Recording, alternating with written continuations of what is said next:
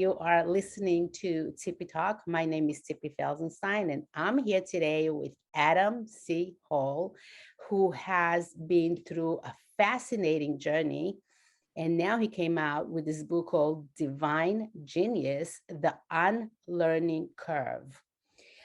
I love that name because unlearning everything we've learned wrong seems like it's easy to do, but it's not. So I really can't wait to hear all the details about unlearning all my and all your mistakes.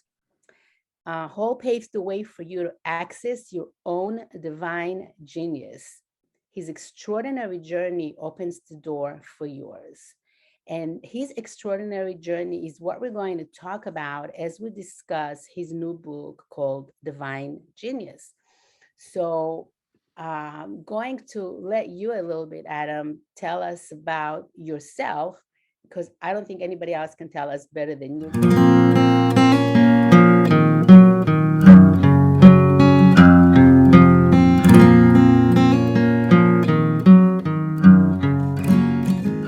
Began a journey of really, seeking what I would best describe, Tippy, as the American dream. The big house, the cars, the money, the clubs, all the kind of things that I thought were going to bring me happiness.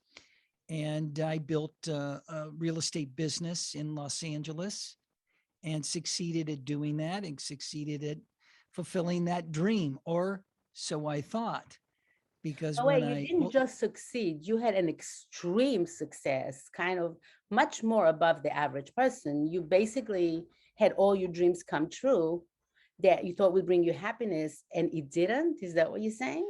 well, exactly right. I mean, it's I had everything, and ultimately I didn't have the most important thing, which was a sense of fulfillment, a sense of peace, and a sense of happiness. And life was very conditional. I was living a limited perception of how the world should be, and it was, as a man, it was what I can only say is very narcissistic, very self-absorbed, and the world that I lived and what I needed, but ultimately to try to fill a hole within me, which was an emotional hole, and really to find a way to fill myself through all kinds of different things. And one of them was drinking. And these are the kind of pathologies that we go to.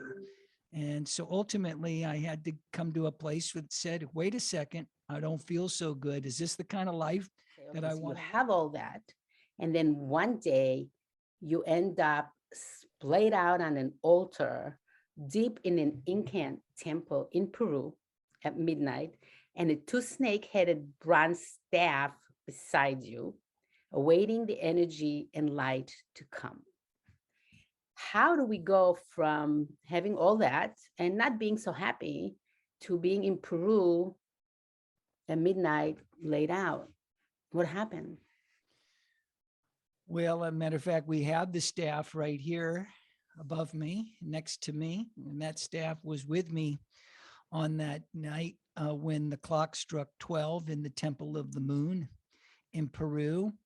And that was quite a leap from where I was in the life that I was living as a Earth conqueror. And I believe this is the great invitation of our time to for each of us, whatever it may be, to leap into our greatest potential, our creative potential, our emotional and intellectual potential. And I believe that this is an ultimate moment. And I chose the Aries that I am to go all in on this. I wasn't really going to put my shoe in the water, as so to speak, or just touch it in there. I really wanted to dive fully into the pond of greater possibilities, the pond that offered me a way to expand my consciousness, the pond that which has really helped me to answer the question that was posed in my book, The Divine Genius, The Unlearning Curve.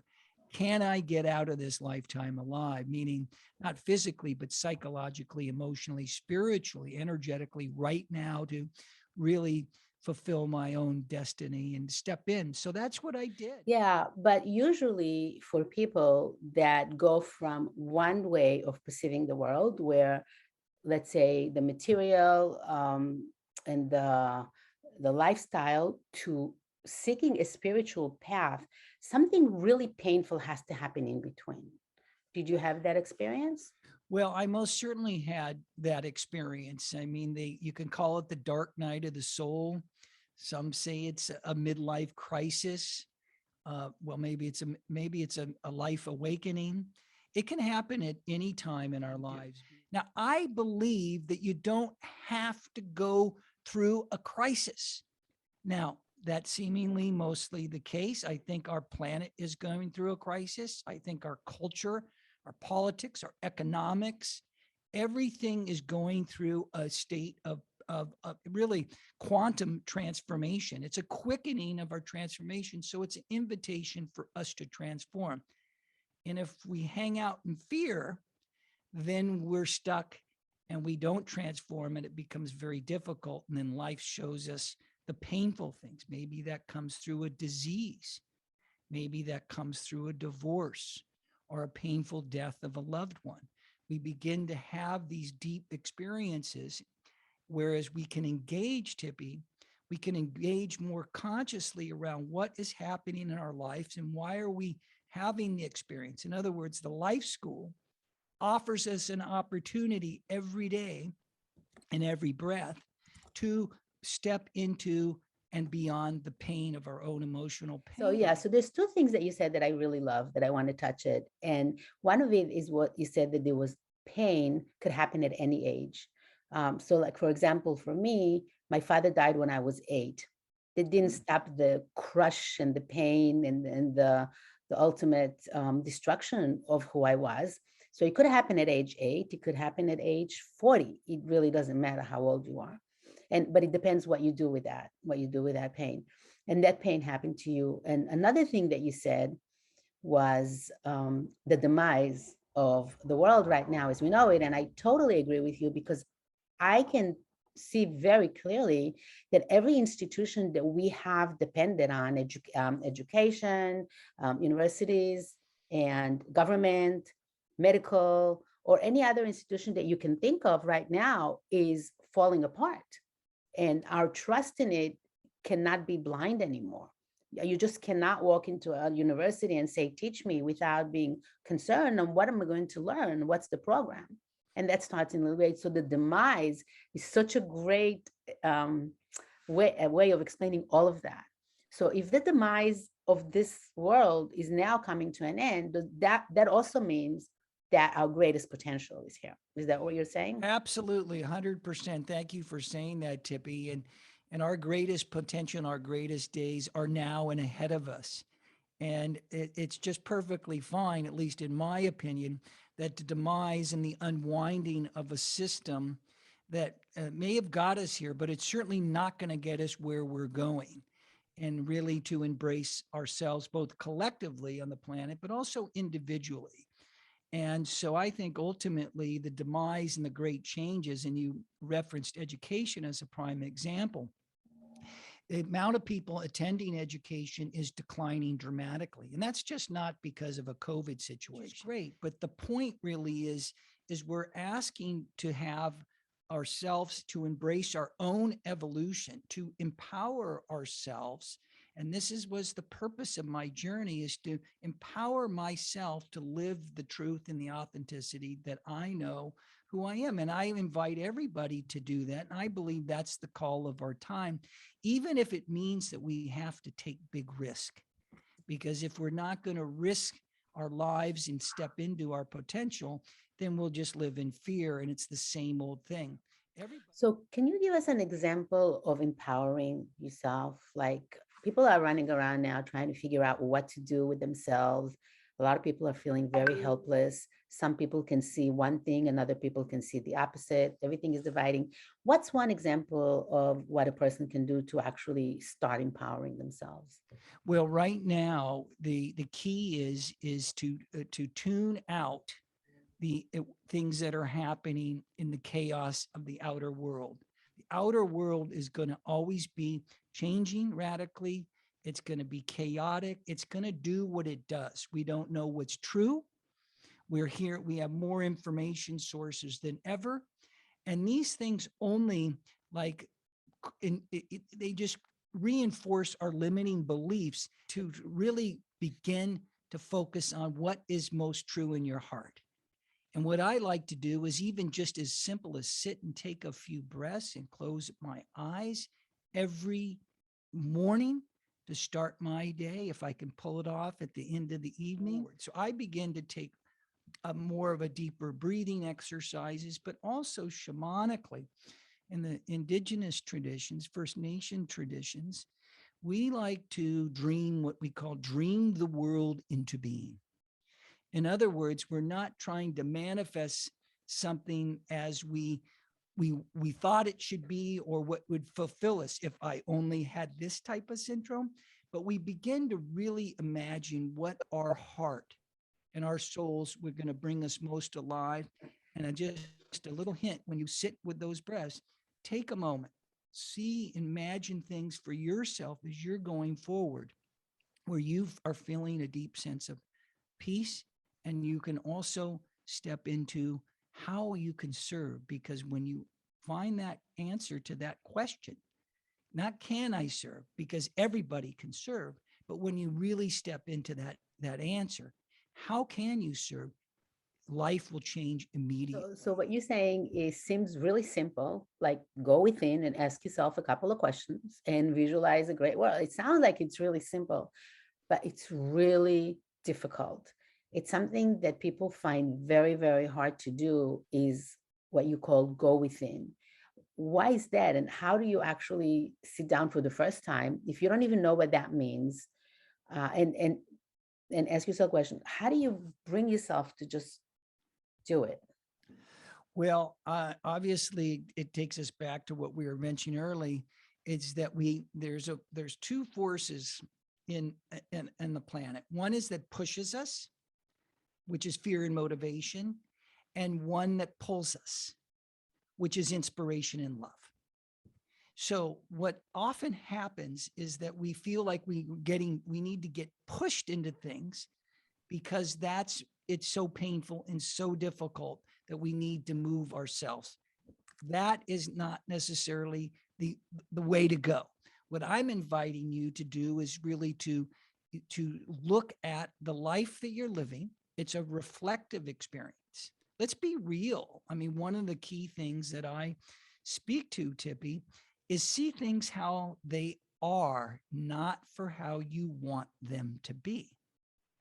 And when we see that and we say, oh, this is very sobering, this relationship that I am in is abusive, this office that I go to and this boss that I work for is not serving my greatest talents and my greatest gifts and genius. So the key is to begin with a reality check. Get real. Be radically honest, because in that place, it's very sobering. And it's not a matter of what we need to go do. It's a matter of looking at where we are. And when we begin to really see that with sobering, loving, caring eyes, I'm not feeling good. It's not sure that person is abusing me. I don't care for that.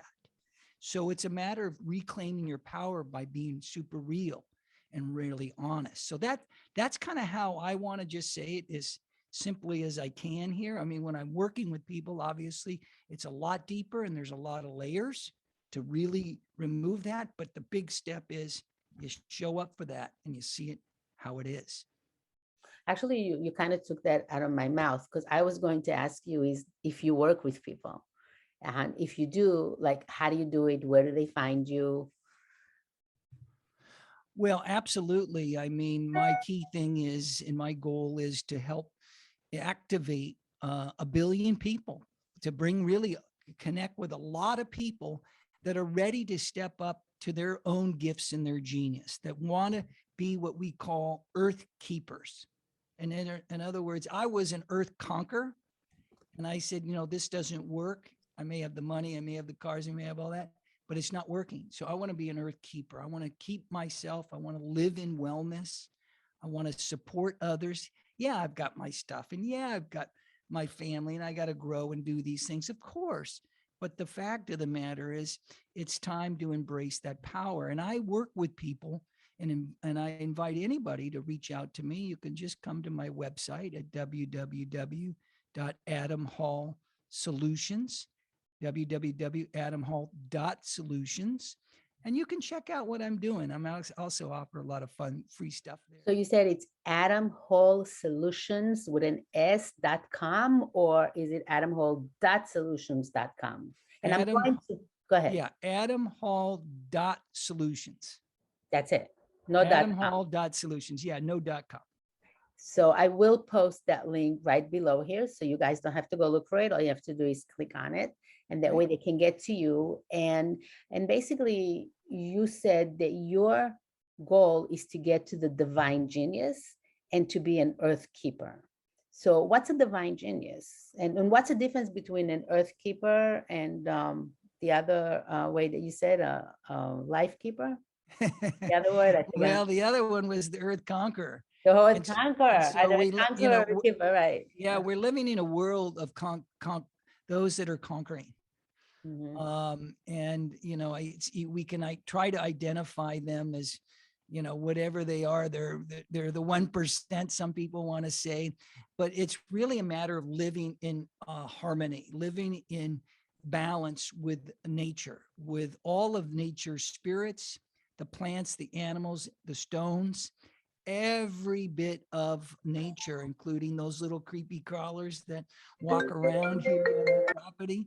So we want to become an earth keeper where we live in balance, because in that place of our own balance, we can really activate the truth of who we are. We can certainly feel more peaceful and good about what we're doing on the planet. So my journey really is to support others in connecting to that place and finding that balance with themselves and connecting with that genius within themselves. And the idea of the divine genius is that it resides within each of us. And we're just kind of, that proverbial clearing away and looking at and unlearning that which no longer serves the genius within you. Yeah, I think at this point in time, a lot of people are looking for answers, and they might find it if they look within, which is really the hardest thing to do, but the only way to go somewhere. So you mentioned something about the Course of Miracles, that you somehow have something to do with them. Is your course part of the Course of Miracles? Like, how is that related to you? I'm a 18-year student, Tippy, of the Course in Miracles. The Course in Miracles has served as a foundation to my life. In particular, one of the key teachings, which is one of the things I offer in the book Divine Genius, The Unlearning Curve, teaching around true forgiveness. I teach the Course in Miracles in a manner that's relational to today. In other words, it's relational to the program and the curriculum that I offer to help people to embrace their mission, to remove the obstacles that no longer serves them. And the course has been instrumental and foundational for me in my life, and it works very effectively and has for millions and millions of other people. So I bring those teachings to the world and offer those to others that I'm helping right now. Wow, that's fantastic. Is that absolutely? And I do believe that embracing yourself and growing your light is actually changing the world. So changing the world by starting with yourself is a really powerful thing. So can you define for me what you mean by true forgiveness? Like not the whole book, but just maybe in one paragraph. Well, no, I will. And if you don't take anything away from this show today, this is the most important thing. If you only practice true forgiveness, you have taken a huge step into liberating yourself, freeing yourself from all that no longer serves you. And forgiveness, as we typically practice it, of course, is somebody did something wrong. I'm the victim of that person, and I and I need to forgive them. Now, this is not to be de minimis to anybody that's had terrible things happen to them. It's not to ignore it or bypass it, so to speak. It's only to see it differently. And what true forgiveness does, it offers us a way to get beyond an experiences or experiences that happened in our life. In other words, the brain, we are wired in a way that we often just keep living in our past experiences. This is how we function. We think 60, 70, 80,000 thoughts a day based on these past experiences. Well, that doesn't always serve us. As a matter of fact, it traps us. It keeps us emotionally stuck. It keeps us physically stuck. It keeps us in a state of disease, okay, of scarcity. So the idea of true forgiveness, Tibby, in a most short order, and this is a key teaching and key offering, is that we move away from the idea of victim, perpetrator, judge, they're guilty, they did it. That just keeps us stuck. We may say, oh, I forgive them, but no, that doesn't happen. So the power we have is when we take a moment and we realize we forgive somebody not for what happened, but for what did not happen. And that's the key for what did not happen. And what did not happen is we forgot in ourselves that we're connected with one another. In other words, we're all human beings. We all have our own hearts, and there we all make errors. We all forget of our interconnectivity. And this is the first thing that I do and I work on every day, is to first and foremost forgive myself for judging a situation or judging a person or judging myself, to stop judging myself, to love myself, to forget, and just to honor myself, forgetting that I'm connected to everything and everyone. So true forgiveness offers a way beyond the past and into our really greater destiny and truth of who we are. Hopefully that's helpful. That's fantastic. Does true forgiveness actually take away the pain from a bad experience? If somebody betrays me and I truly forgive him, does that mean I won't feel that pain of the betrayal? Well, the answer is yes. It doesn't deny the betrayal. It doesn't nullify it in the sense that it didn't happen. But what it does is it frees the emotional and psychological state from the attachment to it. In other words, the attachment to it is what keeps us hooked in the pain. And it repeats itself in many other ways. Maybe you were in an abusive relationship and you got out of that relationship. But ultimately, you're finding now you're in another relationship that still has that form of abuse, and it's the same old thing. So the pattern continues. So with true forgiveness, we move into a deeper place within ourselves to allow the power of that to release. And when we release the power that pain has, it no longer dictates how we want to live our life going forward. Hopefully that makes some sense. It's a very So delicate yeah, thing. right. As long as the pain is gone, I think that would be an amazing experience. Because if something bad happens to someone, like a woman getting raped, and she constantly wakes up every day upset about it for the rest of her life, there is no going forward. So if that it's not forgivable, it's not forgivable to do something like that.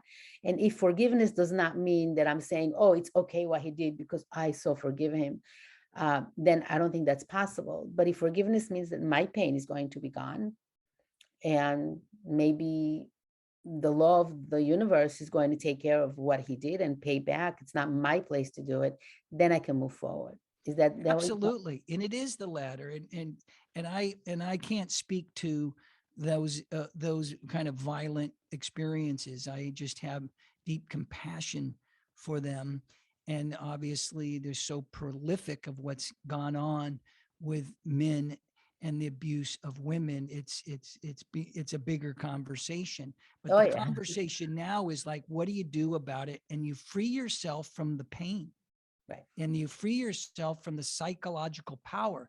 I mean, like, why in God's name would you want to give a person that conducted themselves that way and the power to control the rest of your life?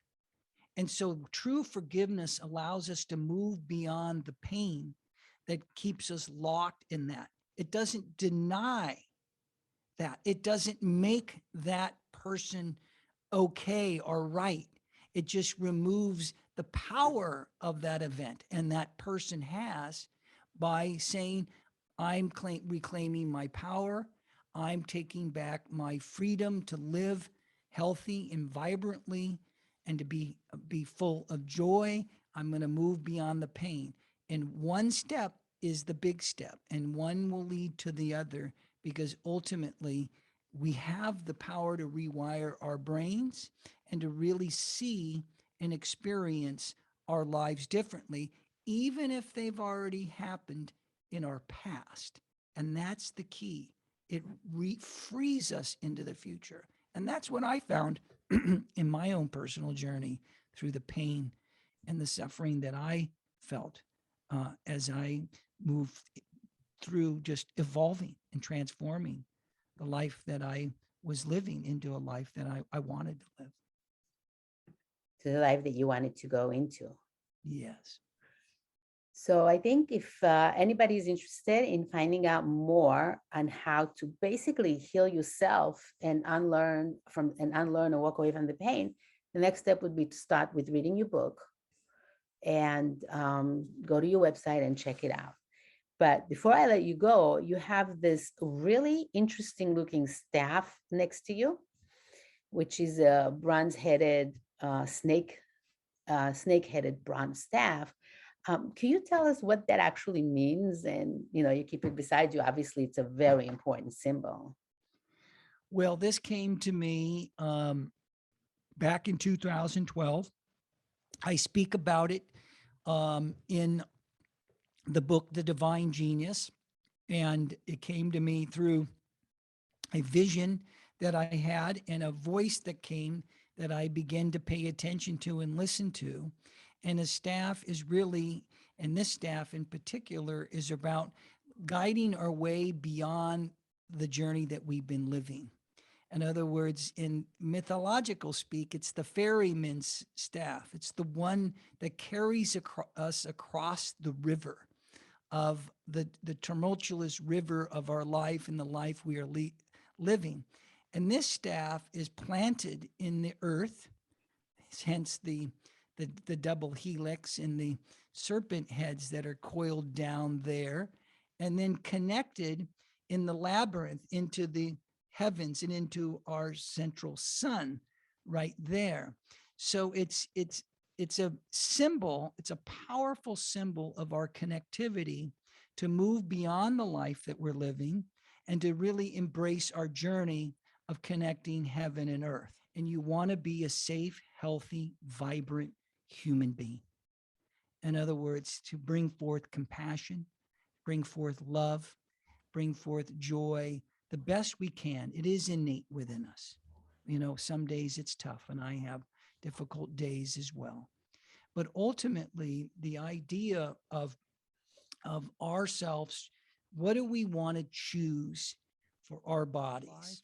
I'm not here to advocate, whether you are getting a vaccine or you're not getting a vaccine. This is a personal choice that people are going to make for themselves.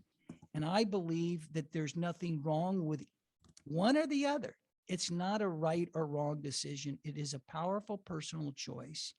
And we're entering unknown periods of time that are going to ask us, most importantly, is not so much what's happening out there, but what's happening in here.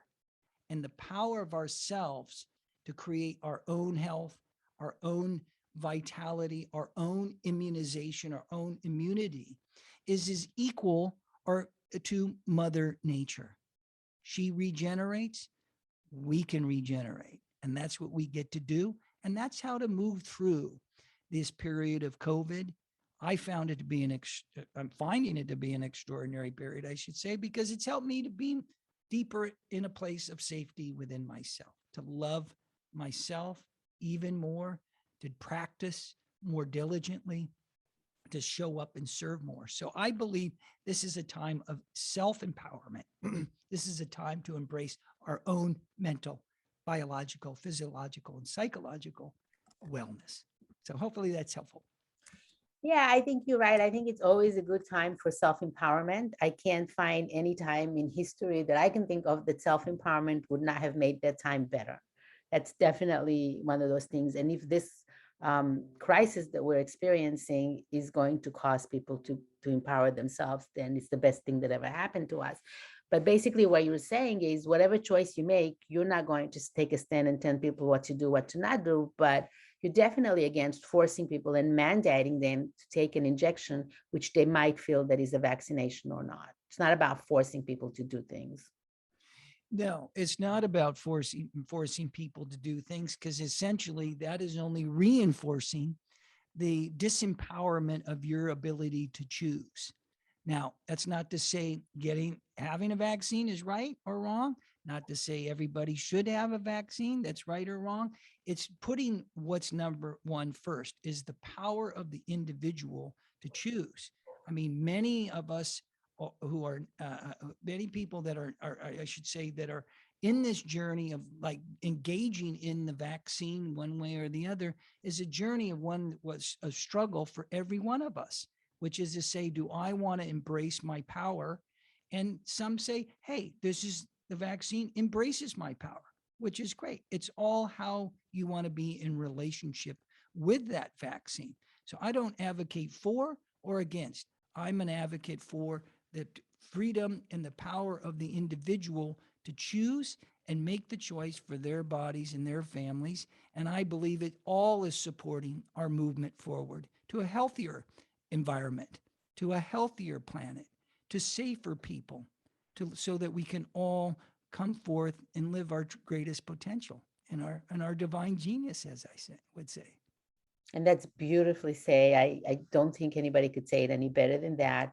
Living your divine genius, the ultimate in most people are looking for, and how to do it is is what you can help people figure out and teach them. And you have courses coming up. We really appreciate your work, and I really appreciate you joining us today, because I can't see anything more important than a person empowering their own life, not being pushed by other people and making their own choices. I think one of the things that are coming out of this crisis, it's making people understand that depending on other people to make choices for them is probably always a mistake. So yeah, make your own choices, empower yourself to be able to make your own choices. Can you see anything that's more important than that? Absolutely not, because we are living in a technological era, and we're living in an era that we seemingly are giving away our power and our time and our energy. Remember, just the ability to embrace where we want to put our attention is really important. Are we really self-absorbed, like a lot of our younger generation is, on the social media apps? Are we focused on what's on our news channels? This is disempowering what we want, often because we're giving our attention to things that are more destructive than constructive. So the idea of really is to embrace that power. We need it more than ever. I've dedicated my life to helping others to embrace that power and their truth, because that's the way each of us and all of us collectively get to navigate through these times of great change. And that's exactly where I want to leave everyone, to be conscious and be conscientious on where you want to give your attention to. Think about where you're giving your attention to and where you really want to give your attention to, and what kind of a life is that going to give you that attention that you are giving. And Adam Hall, I really thank you for joining us, and I'm looking forward to hearing about your courses and hearing more about what you do. For now, people can go ahead and get the book and go to your website, which they're going to get the link right below, right here. I want to wish everybody a wonderful day and focus on the positive, on love, on embracing, on forgiveness, rather than on fear and hate and all the negative Black things in life that are so easy to embrace these days. Any last word from you, Adam? Wonderful to be here with you, Tiffany. Thanks so much. Please join me at Global Oneness Week. That's a global summit on oneness. You can find that at Global Oneness Week. You can just Google that, where we'll be having a lot of exciting conversations. And we need you. Thank you. Bless you. And to be continued. Thank you so much. Enjoy your day. And once again, I thank you from the bottom of my heart. And before I go here, let me just show you, this is my book on Amazon. It's called Wake Up and Plan for Roses. It is about planning your life consciously, because we actually plan our life unconsciously if we don't have an active plan. So might as well make it active, might as well make it the way you like it. So if you want the book, it's Wake Up and Plan for Roses on Amazon.